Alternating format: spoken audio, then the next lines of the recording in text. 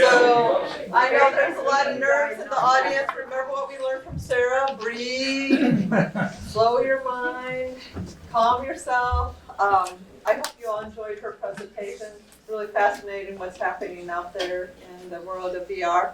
I'm going to call up Sam McGill. Sam is General Operating Manager for Fidelity, and he's going to introduce our pitch competition. So thank you, Sam. Thank you. As Heather said, I'm Sam McGill. I'm General Manager for Fidelity Communications Missouri and Northern Arkansas markets. And since October of 2019, Fidelity has been part of the Cable One family of brands, operating under the brands of Fidelity, Sparklight, Cable America, Hargrave, ValueNet, Clearwave, and I may have missed one or two, and plus a lot of minority ownerships in different companies, all focused on delivering high-speed internet. Cable One, as a parent company, operates in 24 states, serving over 1 million customers, delivering high-speed internet. And we're all in very small markets, small towns, small communities, rural markets across our footprint. And way back in 2017, West Plains became our first gig city. So in 2017, West Plains was the first system that Fidelity launched gig services. And recently, in the second half of COVID year 2020, we invested another $2.5 million in West Plains, upgrading the plant here, which we had 30 fiber nodes delivering service. We replaced all 30 of those fiber nodes and added 20 more, all to increase capacity, hopefully for future growth in West Plains, but certainly for plant reliability. We're certainly glad to be part of the West Plains community, happy to be a champion participant with Ozark Small Business Incubator and a participant in Epic 22. We have 2 business reps here. Stephanie's in the room, Stephanie Benchek, and Jesse's floating around somewhere, all poised to help you, grow your business here in West Plains. And I guess Sarah's left, but we're doing our part to help the Silicon Prairie in Missouri. So I'm proud to introduce the pitch competition. 4 finalists competing for $1,000 in cash to help their business grow. These 4 have been narrowed down from an original pool of 12 participants that have competed in 2 rounds of competition prior to today's final. The competition was fierce. The last 2 finalists or competitors that were eliminated were within a point or less of the 4 that will be here pitching making their presentations today and to wow you with their business ideas. We have Todd Weakley, T and A Squared Wood Products. Todd is a trooper with the Missouri State Highway Patrol who also owns and operates a custom sawmill in his free time. Patricia Uveges, I apologize if I messed that up, but ERA Business Consulting. Patricia is a retired Department of Defense contractor who speaks 5 languages and has decided her mission is to help business owners identify their why. And Thomas Sallings, Main Street Market. Thomas has spent many years working in the food industry and learning all the ropes. Today he hopes to start his own venture and put all of those required skills to good use. And last is Jessica McCollom, Hilltop Blooms Flower Farm. Jessica is an avid flower grower who started out producing beautiful bouquets for sale locally and is now pivoting to focus on a single unique product. We certainly wish all 4 of these competitors the best of luck today, and I'll invite Ira Sloan, who will introduce today's judges. Thank you.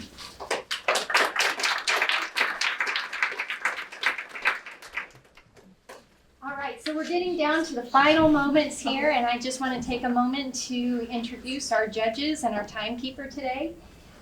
We have Sean Marhefka from Ozark Marketing. She is a native of West Plains and third generation owner of Ozark Marketing. So thank you so much for being with us today. We have John Perkins, who is a graduate of the Southern Methodist University Law School, and he also has an undergraduate degree in public administration. He will also tell you that he is a recovering attorney. So anyway, he serves on our board and he is joining us today. We also have Mark Sloan, the president and CEO of Community First Banking Company. And he has over 20 years of banking experience, and he was a member of the U.S. Coast Guard. We also have Connie Schott, who will be announcing our winners afterwards. And we have been very fortunate to have her with us at OSBI. She is one of our mentors. She was the Human Resources Administrator for Ozark Healthcare. And then we also have CJ Collins. He will be our timekeeper today. So for all of our participants, be watching for that white flag. He is with MSU West Plains, and he is the coordinator and manager of information systems. All right, and with that, I will turn it over to Jacob. Are we gonna do it like this? Yeah, all right. So, did you want your, Todd, do you want to use a podium? You don't. Or you can stand in the middle. Okay, well then I'll pull it up. All right. Well, we'll go ahead and call Todd in.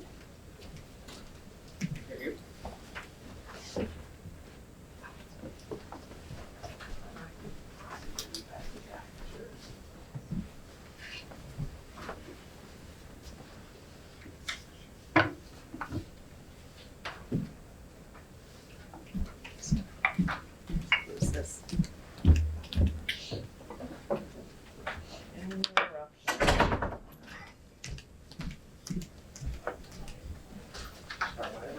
Start whenever you're ready. My name is Todd Weakley. I'm the owner-operator of TNA Squared Wood Products here in West Plains. TNA Squared Wood Products will produce quality kiln-dried lumber in various species for both professional and personal use. In the lumber industry, especially in southern Missouri, there's several problems. The first one is a large amount of waste. The entire industry is based on mass production of 7x9 railroad ties and grade lumber. To do that, they want to punch out a railroad tie about every 45 seconds to a minute, 8 hours a day, and they don't really care about the waste. And in order to do that, they have to have a very thick blade. It's approximately a 1/4 inch wide. My mill is 0.084 or 66.4% smaller. So if you imagine the amount of waste when you see those large sawdust piles on the side of the road, if you cut that by 2/3, that would be what I produced when producing the same amount of lumber. Lack of adjustability. They're set up on 7x9 railroad ties are 1 1/8 inches. They can be adjusted, but it takes a lot of downtime and it's not done. My mill, I just turn a knob and it goes from 32 inches high down to 1 inch. I can just keep cranking it as high as I want. Log and lumber size. Most of the circle mills don't want anything over 18 inches. They have to split it by hand in order to get that cut out. I've never had a log on my mill that I can't cut 48 inches. I enjoy cutting something that big. It takes me just as much time to put a 48 inch on it as it does an 8. Lumber size, about 10 to 12, maybe 16 inches at the most is what you'll get out of a circle mill. I can cut 26 inch wides with one pass. Lumber cost. It's been in the news, framing lumber, hardwood lumber is up exponentially. Most of that is due to the transportation. Most of it comes from Canada, and $5 a gallon diesel isn't making it going to be any cheaper. I get mine within 30 miles of West Plains. Small amounts of timber not wanted. Most logging companies will not come into an area for less than 20,000 board feet. That's about 4 to 6 tractor trailer loads.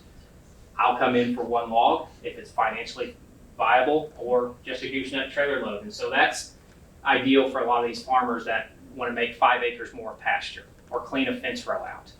I can come in and take that 1, 2, 3, or 10 logs, whatever it comes out, when it's going to be turned into firewood. My target markets, do-it-yourselfers are the largest right now, but they spend the less because they buy 5 or 6 2x4s, or they buy just enough lumber for a table. Woodworkers, flooring mills, contractors, roughly about 7% each, and they spend about $25,000 to $35,000 a year. That's because they might spend $5,000 to $6,000 in lumber from me for cabinets in a kitchen, something like that. And then lumber distributors, they're the smallest market, but they buy the largest amount. They'll buy thousands of board foot from me at a time. So they spend the most, but there's only a couple of them that I'm contracted with. Currently on my yard, I have 27,000 board foot of various species, cherry, oak, walnut, and that's about a 40-day supply before I'm out and have sold it all. Funding needed, currently, I've been able to self-fund all the expenses up to this point. I would use $1,000 for an additional LLC to expand the business and to open up some bottlenecks and improve efficiency. Sales and marketing. Sales in person and by phone have been our primary. We will get an online presence in the future. Higher grades are sold to woodworkers, and the lower grades will be sold to local flooring mills, DIYers, and contractors. Social media and eventually a website, like I said, and we'll also be placing ads in local media outlets. But currently, word of mouth is and will continue to be our best advertiser. Every time I send a load out, 2 or 3, sometimes 4 people call, say, hey, I saw what John got. I want that, or I need this made. It never fails. Financial projections. Currently, we're on track for $38,000 this year, and then $68,000 for the next 4. These are all very conservative numbers based on a 12-hour work week because I still have a full-time job. $37,000 in expenses this year is because I took all the expenses from the last 2 years and put them into the projection for January. And the expenses go up and then slightly down over the next few years because of depreciation of equipment, and then of course profits go up when the expenses go down. Partners and resources. Currently, like I was saying, small loads. Riley Farm supplies me with most of my timber. He pushes out a 5-acre or fence row. I go and get it. Wood Miser is my sawmill people. Walden is my heavy equipment. Nile is the people that produce my kiln. And then Bacon Flathers is who produces my bandsaw blades. Team and key roles. Me, my name's Todd Weakley. I'm the head sawyer. I have a degree in biology and environmental science, and I was an ecologist with U.S. Geological Survey prior to being a trooper. My wife is the office manager. She's had 13 years of experience in bookkeeping with a large mill and marketing, and then my daughter is public relations. And in summary, TMA Wood Products can take timber, which is unwanted, and produce high quality hardwood to framing lumber and everything in between at a reasonable cost. As you can see, there's a small load. That large log in the middle is a veneer grade red oak, and it was going to a firewood pile. Any questions? Now the judges have 3 minutes for questions. So. Competition? Most of the small mills like mine or smaller mills are manual. They have to do a lot of manual labor. They could compete, but I'll walk circles around them because they'll wear themselves out turning it. My mill loads the logs, turns the logs, and takes the head through on its own. My next is the big circle mills, and they don't have the adjustability and the ability to do what you see there. Those are walnuts. One is fresh off the mill. One has been finished up. Todd, Yes. what would you say is your difference maker? Why would I want to do business with you versus one of your competitors? If you have a sentimental tree or you want a specific cut from any thickness, to paper thin to very thick, 42 inches thick, if you wanted something like that, that's not a problem. Just tell me what you want as long as it's under 26 inches wide and 42 inches thick. And any in between, I can cut it. It doesn't matter the species. And I can come get it. If you have a tree that falls over, I can pick it up in your yard and cut that. So I'm very flexible when others aren't. So you'll come and get that tree in I my can, yard? yes. Yes, I can. And your competitors cannot do any of those things? They could, but they're not going to. These large circle mills operate on such large volumes. It's not worth their time. Like I said, they want to punch out a railroad tie. And then most other small mills are manual. So if you had a big 42-inch tree in your front yard, you're not going to turn that without hydraulic power. And that's one, my mill has that. What gave you the inspiration to get into this business? I've always been into trees. I was in college with the U.S. Geological Survey, and I saw how the trees were treated. They're cut, they're just punched out, and you see the big slab trucks going to the charcoal mills. There's a lot of good wood in there, and I never liked that. Thought they were so much better. And then, I was a teacher for a while, and an ecologist and a trooper, but I've always had that passion for taking that tree that no one wants and making it into something, or at least producing something that someone else wants. Scalability, can you, Currently, I can kiln dry 4,000 board foot of lumber. It's about 40,000 pounds at one time, and I can cut about that much in 2 days, 3 days. And then those kilns, all I need to do is build another one. And now I got 8,000, and bump up to a little faster band mill. Mine's about mid to 2/3 up in the range. So there is a possibility to scale up much faster Would you like to give up your day job? eventually. Last question. I think you should put the public relations person up here. Right. She got my vote a long time ago. Yeah. Yeah, she's quite the girl. Yes. And thank you for your service. Thank you. Thank you.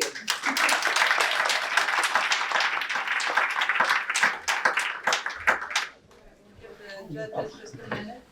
And then we'll work with supervisors where you're more comfortable. We're second up, so it's fine. Just put like your-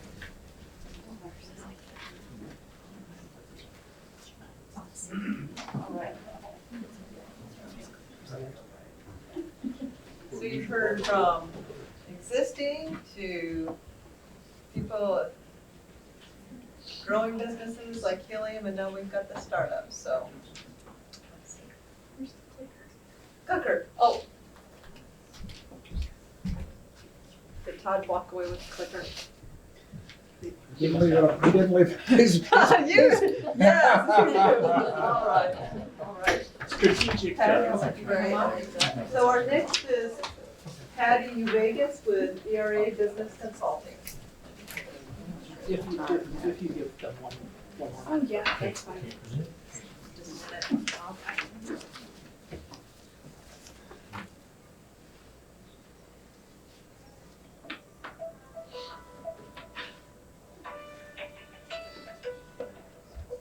It's just a little background music. At least it's not mine.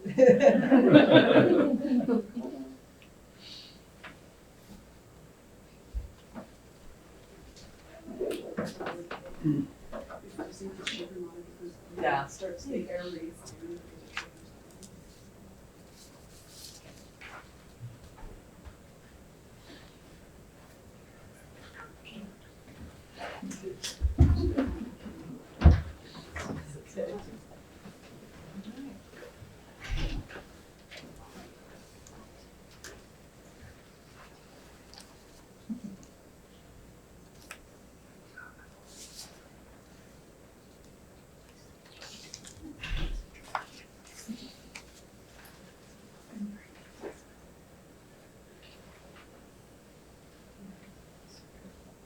So you got demoted back to timekeeper again, huh? Yeah. I'm sorry, go ahead. I enjoy it. You do a great job.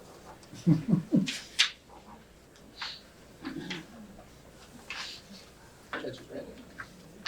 All right, you're ready. Good afternoon and welcome. My name is Patricia Uveges and I'm here to speak to you tonight about my business, Era Business Consulting. It's a new era in business and Era is here to help you be prepared and ready for this new era. I have some letters behind my name. I've worked with a lot of big companies, Lockheed Martin, Budweiser. I was Department of Defense PR and linguist for almost 20 years.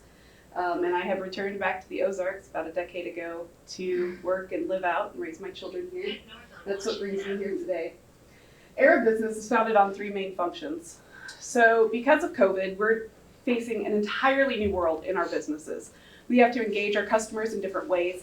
They're not coming out, they're not coming door to door as much. Sometimes our public events can be interrupted for a couple years at a time, and so that ability to reach out to our prospective customers is gone.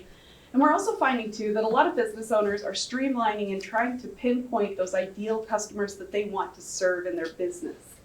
We also need to find new ways to engage our employees. Only 3% in the latest reports from Reuters, only 3% of white collar workers are planning to ever go back to the full-time cubicle space. I'm one of those. So unless you just want those three guys working for you, you need to find a way to communicate with your employees and communicate with your customers in a new, innovative way. Era does that by creating a virtual presence for those businesses that don't already have one, pinpointing marketing, using some of those older resources that people don't use as much anymore, like newspapers and radio, and also streamlining those with social media marketing, websites, and other online presences. There's communication software and onboard training software for your employees so that you can task manage together remotely.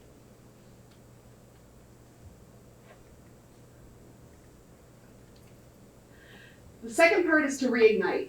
So we all heard Ms. Hill speak about burnout and what burnout is today. It affects both employees and employers. Sometimes you just don't have that drive to get up and go to work anymore. Burnout can be caused by a lot of things. We work on the burnout in rebranding and redirecting, getting back to that original intention of your business. You started out 20 years ago with that fire in your soul and that drive to go out and change the world. And somewhere along the way, sometimes that gets lost. We like to take those owners back to those original intentions, or maybe new intentions, and get them focused and driven to what really makes them want to be a business owner in their area. And we also do that through increasing downtime by automating as many systems as possible. Your customer intake can be automated, your task management can be automated, your social media postings can be automated. That's all time that you have to do the things that you really want to do, whether it's travel or spend time with your family. And finally, we arrive where we want to be. But there's always those little catches with businesses, and that's what makes Era so unique. We can go into a business and identify those little things that are hanging up a business. Maybe they don't have a business plan. Maybe 20 years ago they really meant to sit down and write one, but things got away from them. It's never too late to have a plan, but you can't go forward until you have one.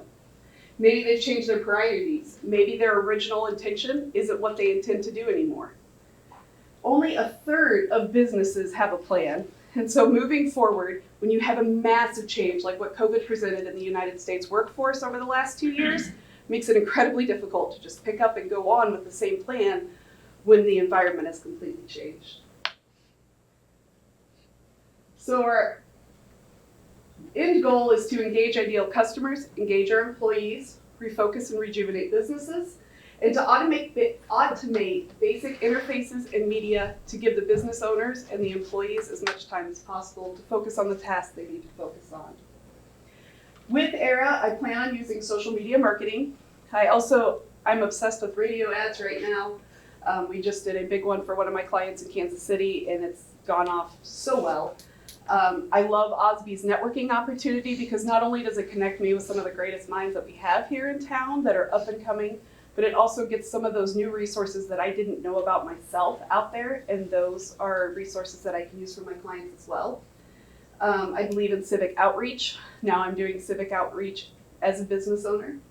And I also have a lot of leverage in my larger city markets, such as Kansas City and St. Louis, through my previous customers and the people and business owners that I've worked with previously. I'm also currently the only business rejuvenation expert in the area. My current milestones that I have met, I've remained debt-free. I knew that I wanted to start this business a decade ago. I worked very hard to make sure that when I was ready to start a business, it didn't impact my family life. I moved into Osby. I have a little office and I really love it. It puts me right in the middle of things. And of course, I've continued my community impact and giving as well. My goals are to have 10 clients by the end of the year, hire 5 employees within 5 years at livable wages. I want to record a podcast for a small business in rural America. I would love to do a TED Talk, and I'm currently working on my SEO certification through Google and sitting the LSAT this summer. together, this next era, with us, you can be ready. Okay.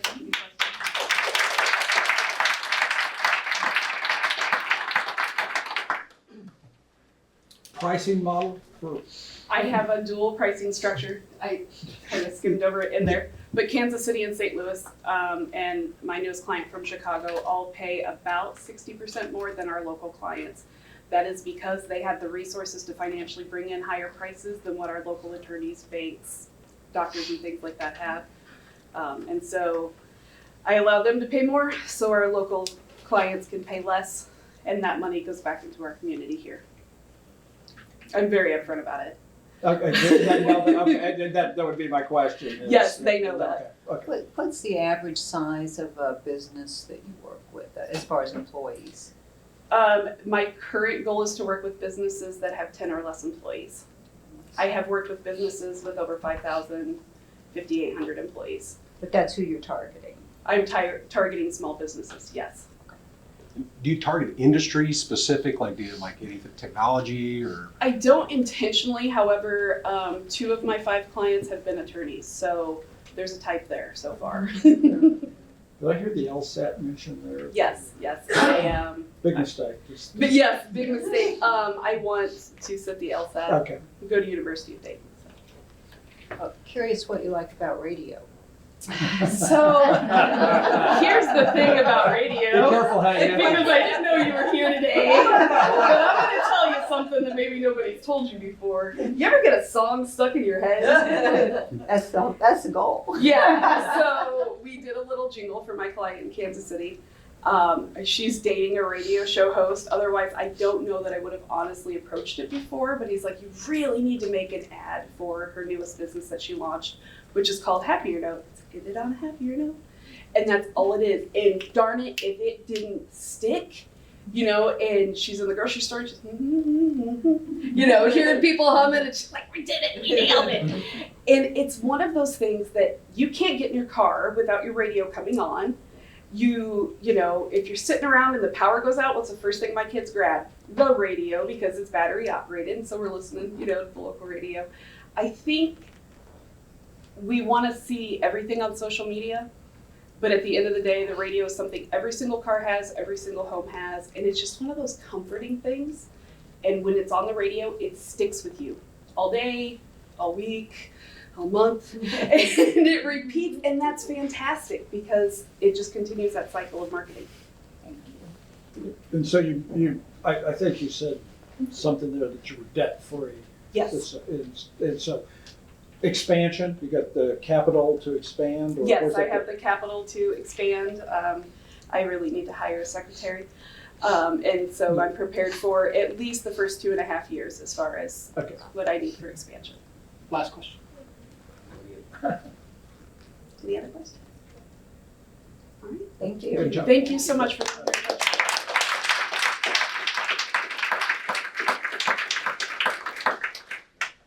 While we give the judges time, I thought we'd do another little drawing. This is from Fidelity.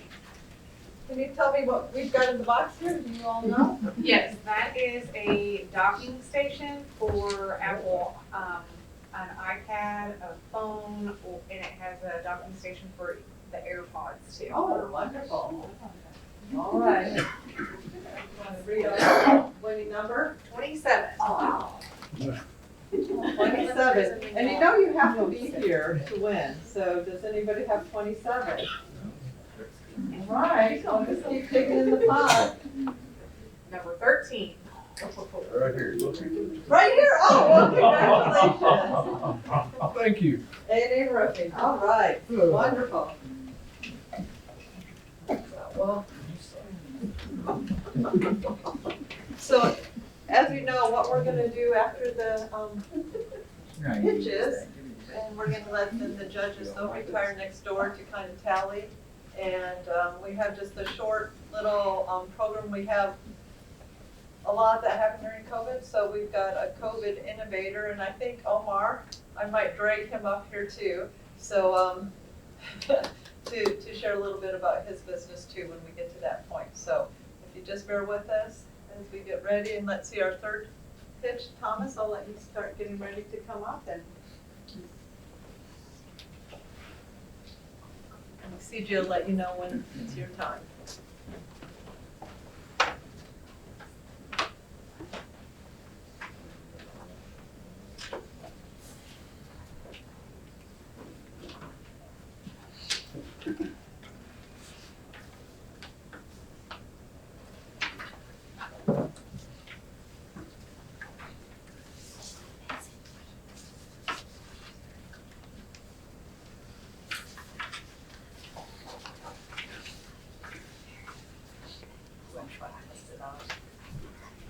It's the button that's been worn to death. Yeah, the one that you can't see. The video part, you can do that. That gives you a little, so thank you for that.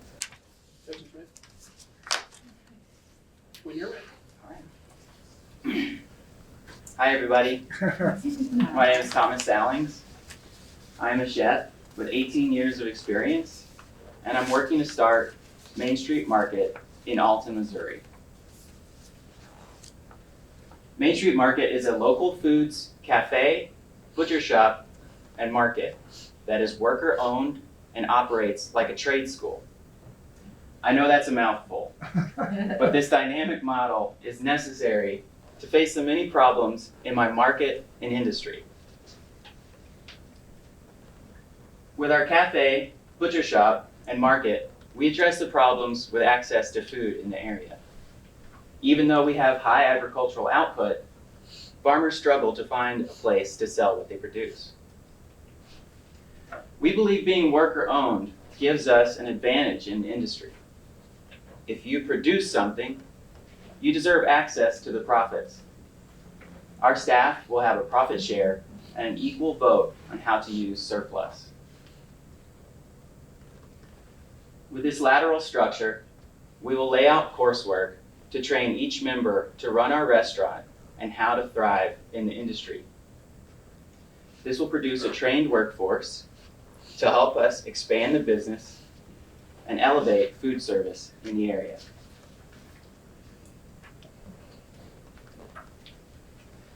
With 1,200 households in Oregon County, we have access to $2.4 million in annual spending on dining out. Our target market will be teachers and office workers eating lunch. Laborers will use our quick service throughout the day. At dinner, we expect to see families. And tourists visiting the 11 Point River will expand the reaches of our market. The cafe is fast, casual service with simple food catered to local tastes at affordable prices. The butcher shop will offer fresh cuts and value-added products like bratwurst and bacon. The market will have local produce, cheese, dry goods, and more. We see a lot of potential for growth with a sequential rollout of our complex plan and our trade school model developing into an incubator for restaurant entrepreneurs. Alton has 4 sit-down restaurants and 2 convenience stores selling food. Our supermarket has almost no butcher services, and access to local foods is like going through a maze. Our advantage over the competition is immense. There is no one with my level of experience running a restaurant around here. We will source food locally, which is better for the economy, the body, and the planet. Our workers will provide superior service because their performance is directly related to the money going in their pocket.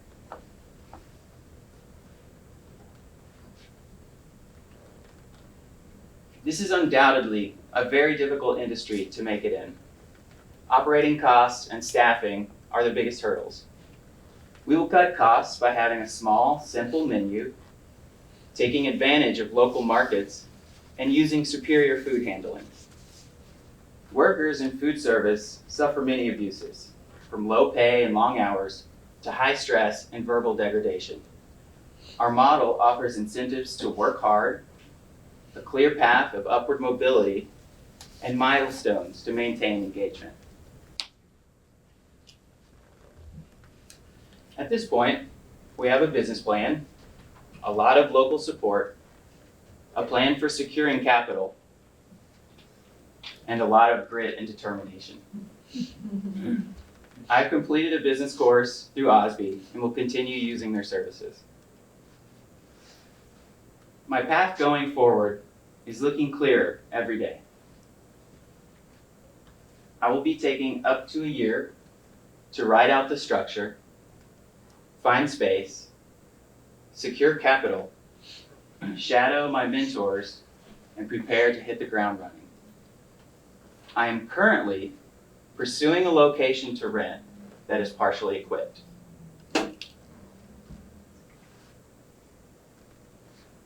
The cafe will be the main economic generator, with the butcher and market stabilizing supply and distribution. Our gross profit margin is 58%, and we need to sell only 9 tickets per hour to break even. Our plan will create economic activity by attracting people to town, and we have the potential to become a food service incubator. Main Street Market will succeed because we will be entering a market where no one else will offer what we do or be able to execute at our level. We are redistributing the means of production and will be an institution for decades to come.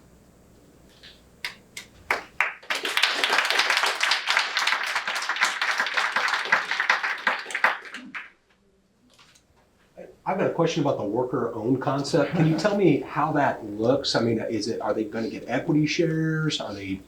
They're going to have a direct profit share.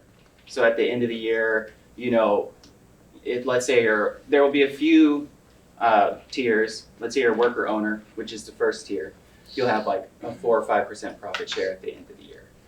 And then you will also have an equal vote on how we use surplus.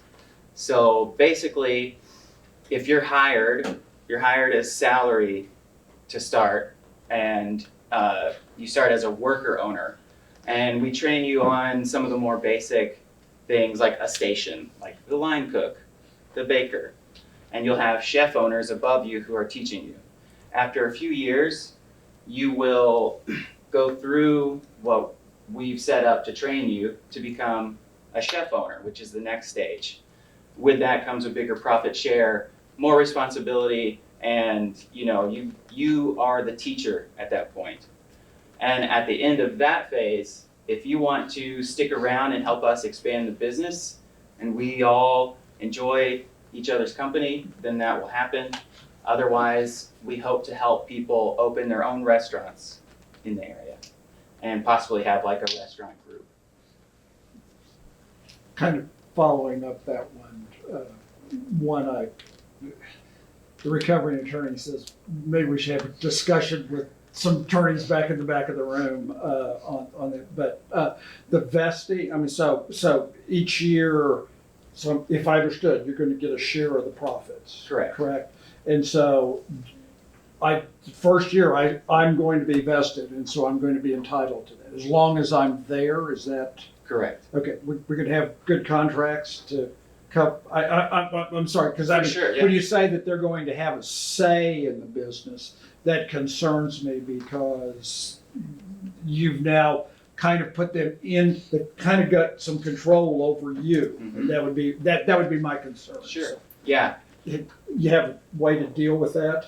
Well, so the question is, the question is, okay, you said as long as they were getting along, that you were hitting it off, that they're going to stay. Mm-hmm. What happens when there's a problem? And that's what lawyers deal with is, okay, what happens when there's a problem?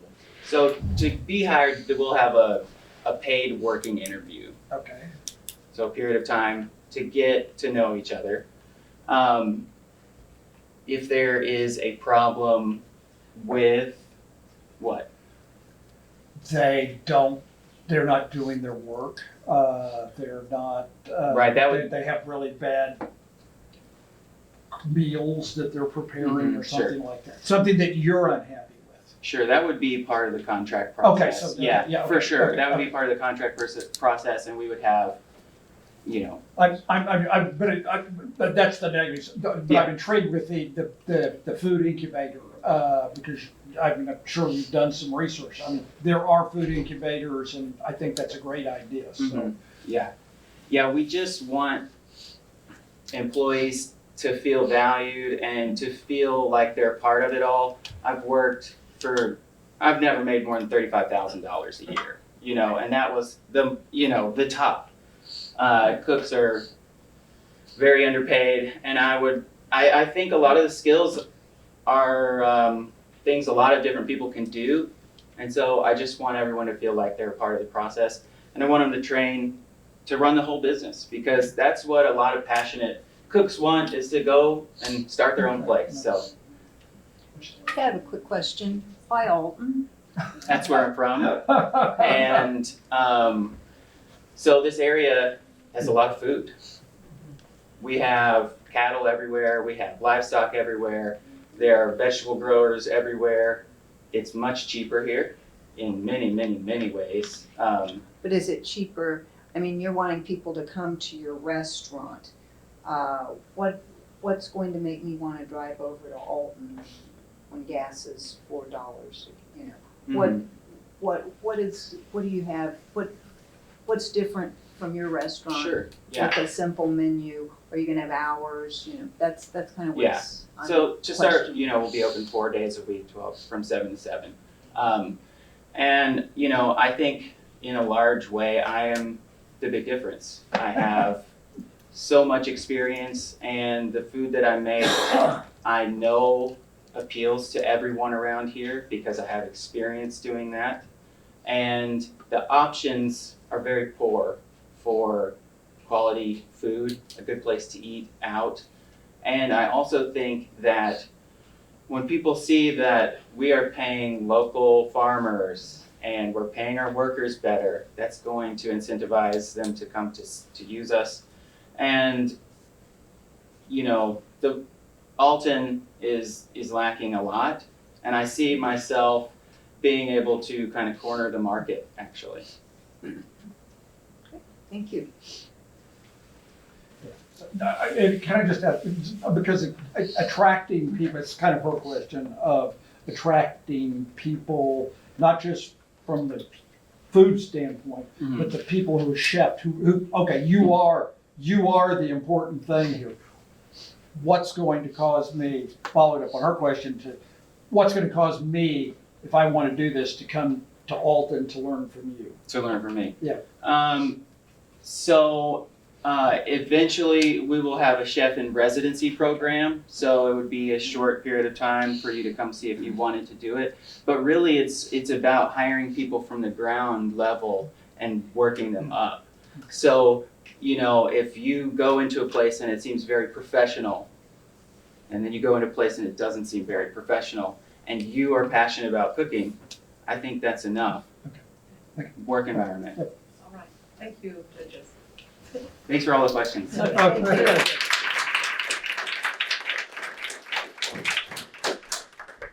Bring any samples. That's a good way to get there. We do have Wages Brewing Company, and B&O Vineyard is set upstairs, and we do have, we have Phil here, so let's wave, and John and Swineford's in the back. So we're looking forward to having some of their beverages here in a little bit, and we have Soul Cafe that's also gonna be providing some appetizers for us, so. Hold on, we'll fill your belly soon. So, and then-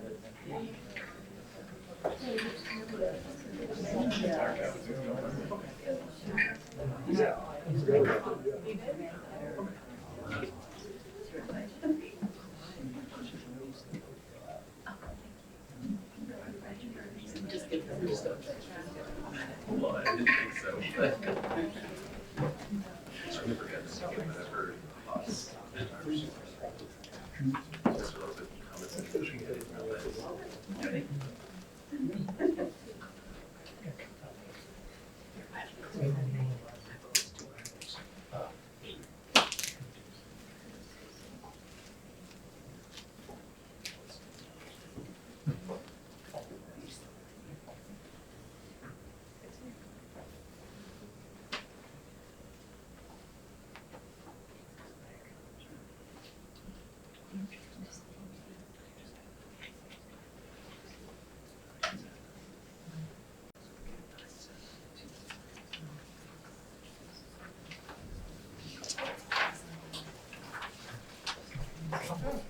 Sorry.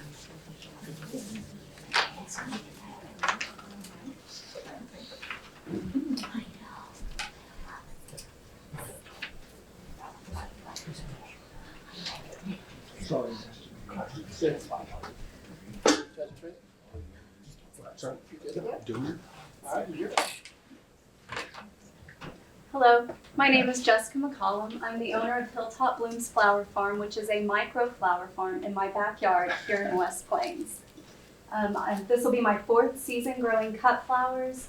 Every year I grow between 2,500 and 3,500 plants that I'm able to harvest from throughout the season. And this season I've expanded to include 15,000 sunflowers. In my career, I've been blessed to accumulate a small but very loyal customer base.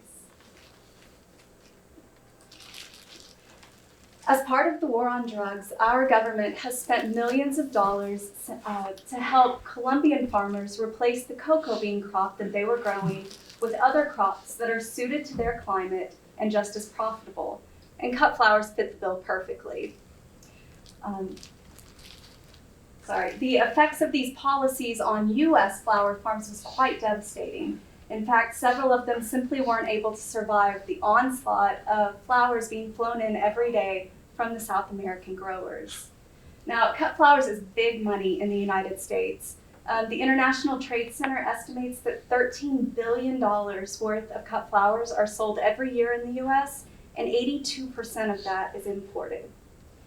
So in recent years, there's been a huge resurgence of local flower farms like myself, and they all have the common goal of lessening our dependence on foreign sources for our domestic cut flower needs, educating the public about the environmental and economic consequences of imported cut flowers, as well as just highlighting the beauty and quality of our local seasonal floriculture.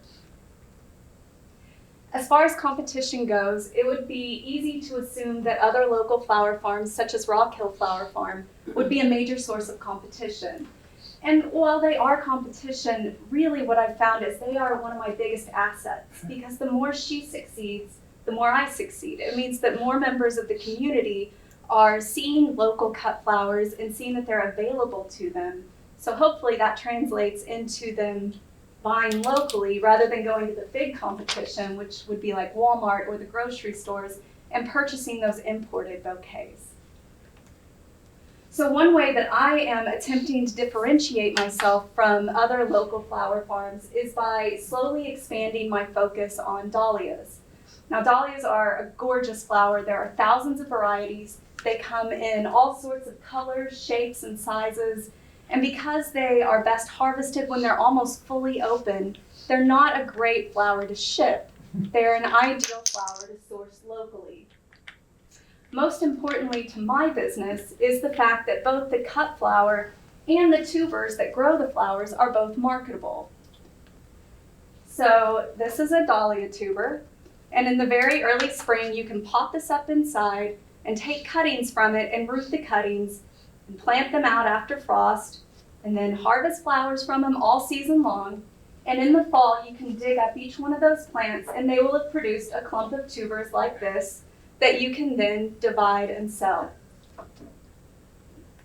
So let's say you spent $12 on that original tuber, and then a reasonable number of cuttings that you could take without harming the mother tuber would be around 5.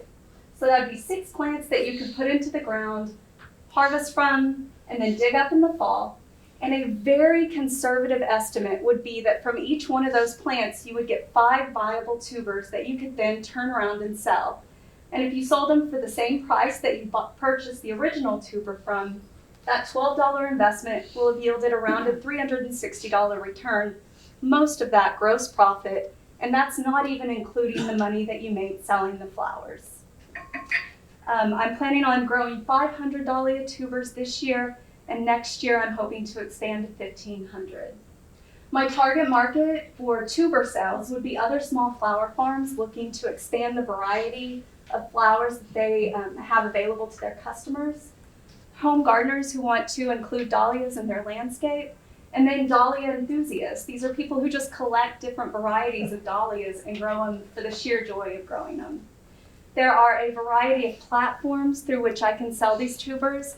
DahliaAddict.com being the most important one. It's an online aggregate of all the dahlia growers.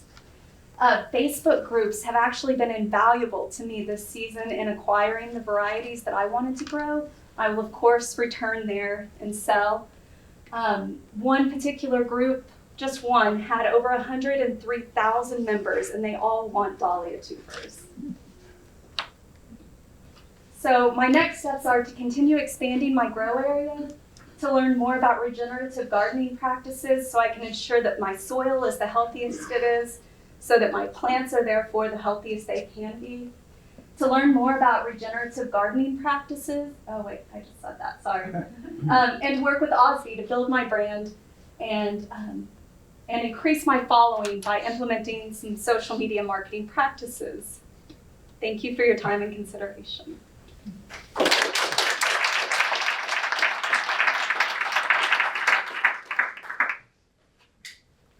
What does continue expanding your growing area entail? Since I'm wanting to grow dahlia tubers and they're like potatoes, you have to dig up, it entails some back-breaking labor. Okay, but as far, so it's really the labor as opposed, I'm thinking more land. I don't have to acquire more land. Okay. For the scope that I'm hoping to achieve right now. Why dahlias? I mean, out of all the varieties of flowers and everything, it seems like you focus on them quite a bit, so there's got to be a reason you're passionate. Absolutely. Well, they're gorgeous. And they are experiencing a boom in popularity right now. I wish I could express to you how popular they are, and I don't know how to do that except to tell you I didn't get all the varieties that I wanted this year, and it was because as soon as a sale would open, within minutes they would sell out. Also, online importers, like huge places like Longfield Gardens, they have an entire blog post explaining why they are unable to keep up with supply or with demand. So it's a growth business at this point. Dahlias, the dahlia market is a growth industry, if we could call it an industry. Yeah, absolutely. It is growing in popularity. They've always been pretty popular, and I hate saying that it's like a growing portion of it because that kind of implies that it's going to stop growing at some point. But dahlia breeders are coming out with new varieties every year, and those are kind of the most in demand. It is not something that I see as a short-lived trend. Colors perhaps, but not the dahlias themselves. So you'll plan on sticking with the dahlias and not expanding to another variety at this point? Okay, so I know that I talk a lot about dahlias. This was my way of lifting my business out of depending on the local economy and taking it to kind of a national market, right? So it was a way to help me stay financially viable as a business. I will, of course, continue growing flowers because that's what brings me joy, other types of flowers. But yes, I am very focused on dahlias for the foreseeable future. Are you concerned about the transportation? What I heard was that, you got the government involved in flying in flowers from Colombia and places. Mm-hmm. You're going to be competing with them. So you're going to want to expand. Your transportation cost? Are you concerned about transportation? For the tubers? Yes. So can you mail them? Is that? Yes. Okay. Yes, I am going to mail them, and it is really standard practice and expected that the customers pay shipping on that. Okay. Well, that's good. So your market is going to be, you said you're not going to do the local market so much, you need to be national to survive. For the tuber sales, Yes. very much, the cut flowers very much are local. Sure. Yeah, But market the based. dahlias is a national. Yeah. One more question. Yes. So locally, where can you get your flowers? Yeah. Oh, locally, so it has been mainly word of mouth. I have a Facebook page. I plan to work on my social media skills and updating that.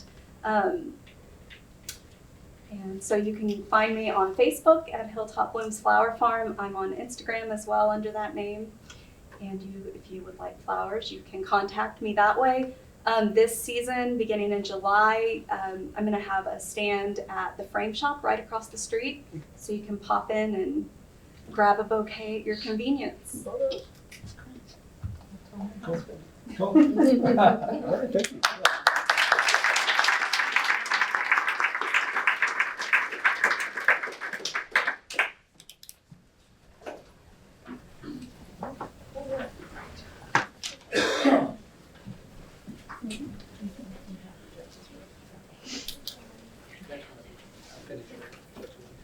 Sure. Oh, sorry.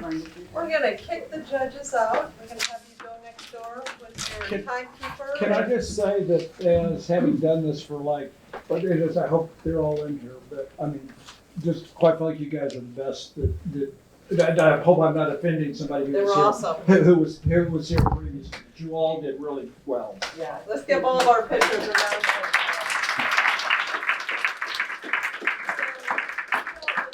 Final product, you probably didn't see all the blood, sweat, and tears that went in that. Three of the pitchers, Thomas, Jessica, and am I forgetting? Todd, all took Launch U. They were in a class for 9 weeks together. Then they pitched 2 rounds.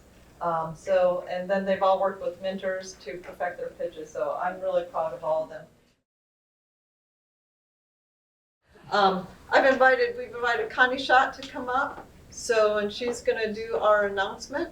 Which I don't know what they are yet, but you're gonna all tell me. So we're gonna find out who these winners are. And I would just want to say thank you so much to everybody at Osby. What a great day.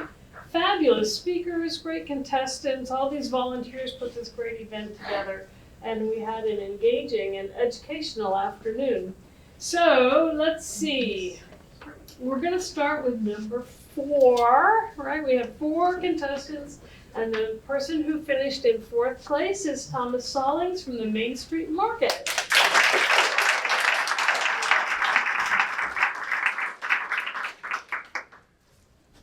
Congratulations. And you get a picture and you get money. Thomas has won $125 and some entry. All right. Gotcha. All right. You can get Okay, in 3rd place, with her business rejuvenation business, we have Patricia Uveges, and congratulations.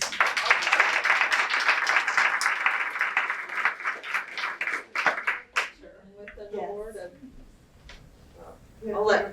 Okay. Before the money. You got it. All right. And? And you won $250. So, Congratulations. Congratulations.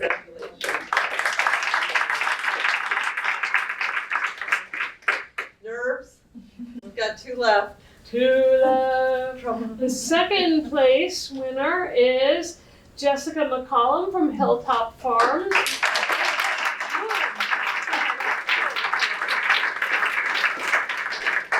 Congratulations, Jessica.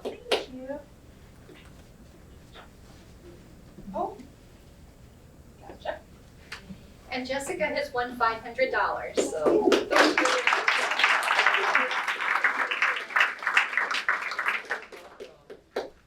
And I know this will be a huge surprise to you. The number 1, the winner of today's Epic Pitch Fest is Todd Weakley from TNA.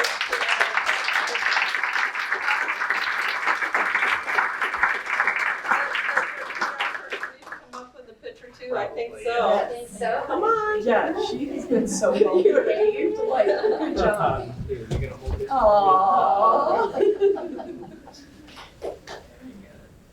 All right, got it.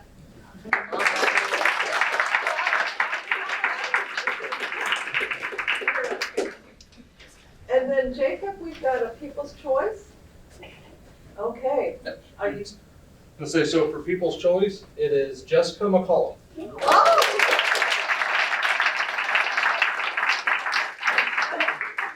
You get a People's Choice Award and, ooh, this is regards of Community First Bank. You've got goodies in here and a book and lots of things to help you pivot and snack on at the same time. Thank you. You're welcome.